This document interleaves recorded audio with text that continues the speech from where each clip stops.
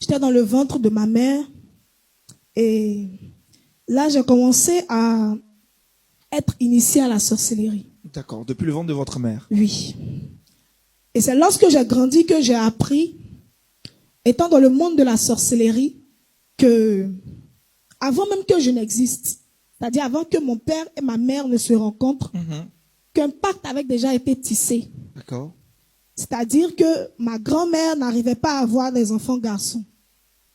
Et pour en avoir, elle est allée voir la sirène des eaux et elle a dit que ma première fille, lorsqu'elle aura son premier enfant, je vous la livre. C'est ainsi que je suis venue au monde. Et elle a eu des enfants garçons. Et lorsque je suis venue au monde, ainsi comme ça, je suis venue d'un mariage. Je suis venue au monde avec des parents qui n'étaient pas mariés. D'accord. Ce qui a occasionné mon initiation. C'est-à-dire que le mariage est très important lorsque vous devez avoir des enfants. Parce que lorsque vous faites des enfants hors mariage, ça facilite l'œuvre de la sorcellerie dans votre vie. Ok. Voilà. Donc, les enfants, nous devons les avoir dans le mariage pour nous assurer de la protection de Dieu dans notre vie, pour notre enfant. Et pendant la grossesse aussi, les parents doivent prier pour la grossesse, pour leur enfant. Sinon, l'œuvre de la sorcellerie peut les atteindre. Ok, donc vous étiez déjà consacré à la sirène des eaux avant même que vos parents ne vous conçoivent. C'est ça. J'étais déjà consacrée à la sirène des eaux avant même que mes parents ne me conçoivent, tout ça.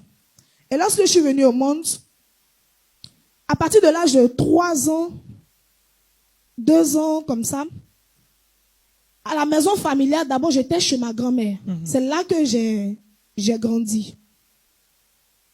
Et lorsque j'étais là-bas, 3 ans, 2 ans, comme ça, on me mettait les films de sorcellerie. L'initiation en tant que telle avait déjà commencé. On me mettait les films de sorcellerie, les films comme les Yaté, les Karachika, on me mettait comme ça pour m'initier véritablement à la sorcellerie. C'était fait sciemment, hein? C'était fait sciemment, mais moi je ne savais pas que c'était fait sciemment.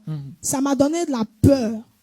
C'était pour m'influencer par la peur. Pour que je comprenne comment les sorciers agissent. D'accord. Mais en ce moment, j'étais encore innocente, je ne savais pas. Vous étiez inconsciente. Inconsciente. Je ne savais pas. Et après cela, mon père est venu me chercher. Parce que le Saint-Esprit lui avait dit qu'il devait venir me chercher à l'âge de 3 ans. Et à l'âge de 3 ans, mon père est venu me chercher. Et lorsqu'il est venu me chercher, j'ai grandi maintenant dans ma famille avec mon père et ma mère. Et mes parents se sont mariés. Après leur mariage, j'ai constaté des choses étranges. D'accord, dites-nous. Des choses comme dans les rêves, je me découvrais en train de manger, de m'envoler, des choses comme ça dans le rêve. Mais je n'en parlais pas, Vous avez puisque quel je ne âge? savais pas. 4 ans, 5 ans? 4 ans, 5 ans, je n'en parlais pas. Et c'est à l'âge de 16 ans, quand j'ai eu 16 ans, que la sirène des eaux m'a poussé à avoir des rapports sexuels. Lorsqu'elle m'a poussé à avoir des rapports sexuels, au début, je ne savais pas. Mais à un moment, quand j'ai eu mon premier rapport sexuel à l'âge de 16 ans, j'ai reçu un mari de nuit. Quand vous dites qu'elle vous a poussé à avoir des rapports, matériellement, ça se passe comment? Elle a mis des idées en vous d'avoir des rapports, c'est ça? Oui, elle m'a mis des idées en moi. Et lorsqu'elle a fini de mettre ces idées-là en moi, c'est après que j'ai ce rapport sexuel que le mari de nuit s'est découvert à moi. C'est là que j'ai commencé à le voir. Même souvent, quand j'étais dans la maison comme ça, je peux le voir. Il se présentait à vous dans des songes ou bien physiquement, vous le voyez, il était dans la maison? Et comme dans les songes, comme physiquement. Oh. Oui. Souvent, même quand mes parents n'étaient pas là, j'avais la visitation du mari de nuit. Et qu'est-ce qu'il faisait? Il venait faire quoi? Il venait et on avait des rapports intimes. Ok. Des rapports intimes.